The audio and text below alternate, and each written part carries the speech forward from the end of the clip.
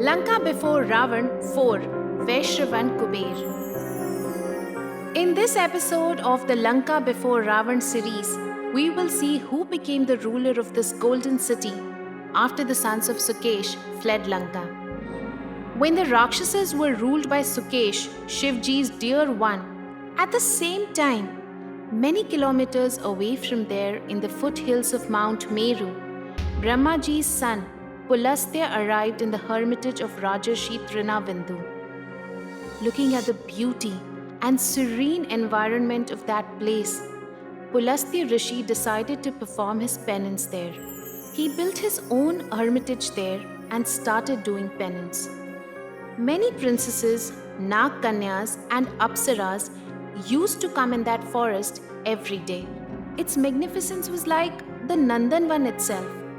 Lost in their play, dancing, singing, they would sometimes step inside the hermitage, because of which Pulastya Rishi's penance would be disturbed time and again. One day, Prajapati Pulastya cursed that any maiden who comes inside the boundary of the hermitage in front of his eyes will become pregnant on her own. After that, no maiden dared to even look towards the hermitage.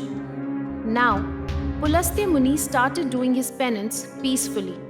But while cursing, Pulastya Muni completely forgot that Rajarshi Trinavindu's daughter, who lived nearby, won't be spared from the curse. Next day, when Trinavindu's daughter came out to play, she didn't find any of her friends there. She was looking for her friends when Pulastya Rishi, who was lost in penance, looked at her and she became pregnant. Thinking what had happened to her suddenly, Trinavindu's daughter became really afraid. She ran to her father's hermitage and started crying. Even Trinavindu was surprised to see his unmarried daughter pregnant. But in the next moment, with the power of his penance, he found out the reason of her condition. Thus, Trinavindu reached the hermitage of Pulastya Rishi with his daughter and asked him to accept her as his wife. Pulastya Rishi didn't want to be tied in such worldly things, but it was because of him that Trinavindu's innocent daughter had become pregnant, and he couldn't let her raise the child alone. So Pulastya Ji accepted Trinavindu's daughter as his wife. That extremely intelligent and beautiful maiden started living in the hermitage of Pulastya Rishi and serving him. She impressed Pulastya Rishi with her love, devotion, and the knowledge of dharma. Thus, Pulastya Muni blessed her with a brilliant son like himself. After some days, Trinavindu's daughter gave birth to a brilliant son named Paulastya, who was righteous, a knower of Vedas, just like Muni Pulastya. Since Paulastya had already acquired the knowledge of Vedas in his mother's womb through his father's chanting, he came to be known as Vishrava. Ornamented with the qualities of dharma, fame, and benevolence, Vishrava performed penance just like his father and became famous in the three worlds. Respecting these qualities of Mahamuni Vishrava, Bharadwaj Muni married his daughter to him.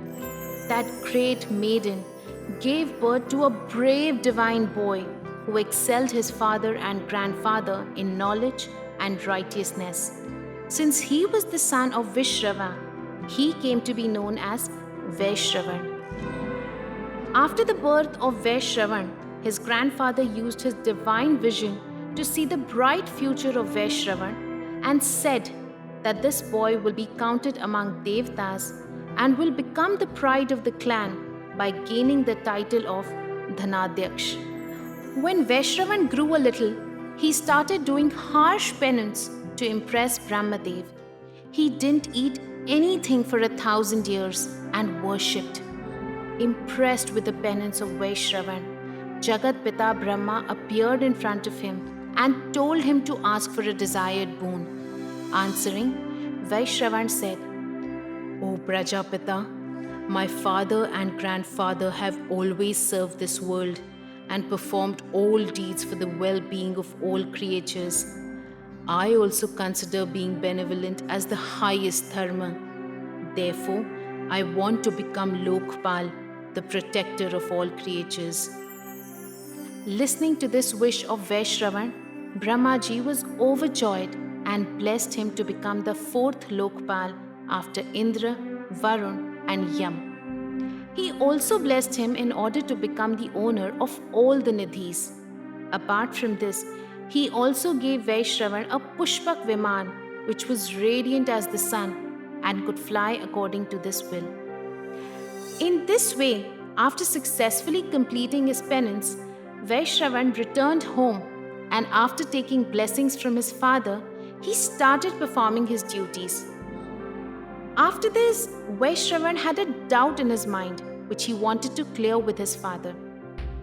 He asked, Pitashri, Brahmaji made me the Lokpal, but did not give me a residence.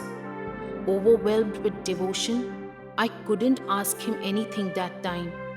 Therefore, please guide me in this matter. Listening to his son's problem, Vishrava said, O son, perhaps there is nobody more fortunate than you in this world.